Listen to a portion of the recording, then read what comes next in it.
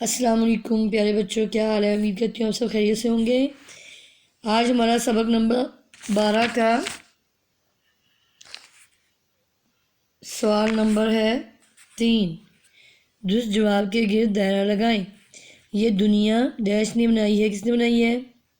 فرشتوں نے، انسانوں نے یا اللہ تعالیٰ نے؟ کس نے بنائی؟ اللہ تعالیٰ نے۔ ہم بیٹا اس پہ ٹک کر دیں گے، ہم دائرہ نہیں لگا رہے، ٹھیک ہے۔ نمبر 2، جن جانوروں کو ہم گھر میں پال سکتے ہیں وہ ڈیش جانور کہلاتے ہیں۔ بیٹا ہم نے پڑھا تھا نا سبق میں، جو جانور ہم گھروں میں پال سکتے ہیں اس کو کیا کہتے ہیں؟ پالتو، جنگلی یا آبی؟ پالتو جانور کہتے ہیں۔ نمبر 3، شیر ایک ڈیش جانور ہے۔ کیا جانور ہے شیر ایک؟ یہ دیکھیں ہم نے پڑھا تھا، شیر، چیتا، بھالو اور بھیڑیا وغیرہ کیا ہیں؟ درندے ہیں۔ یہ ایک جنگلی جانور ہے۔ کون سے جانور ہیں؟ جنگلی جانور۔ تو ہم کیا لگائیں گے؟ پالتو پہ، آبی پہ یا جنگلی پہ؟ جنگلی پہ۔ نمبر 4، کچھ جانور پانی میں رہتے ہیں، انہیں ڈیش جانور کہتے ہیں۔ کون سے جانور کہتے ہیں؟ پالتو، جنگلی یا پھر آبی؟ پانی میں رہنے والے یہ ہم نے پڑھا تھا نا، کچھ جانور پانی میں رہتے ہیں، انہیں ہم آبی جانور کہتے ہیں۔ کیا کہتے ہیں؟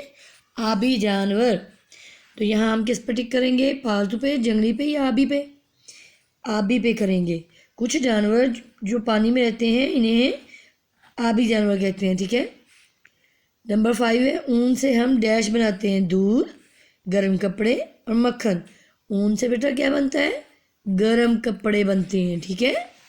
اب ہم ایک دفعہ پھر سے اس کو کریں گے۔ یہ دنیا ڈیش نے بنائی ہے، فرشتوں نے، انسانوں نے یا اللہ تعالیٰ نے؟ اللہ تعالیٰ نے۔ اب ہم اس کی ساتھ ساتھ فلنگ کریں گے، اللہ تعالیٰ، اللہ تعالیٰ نے، ٹھیک ہے۔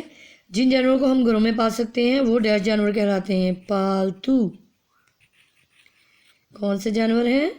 پالتو۔ شیر ایک ڈیش جانور ہے۔ شیر کون سا جانور ہے؟ جنگلی۔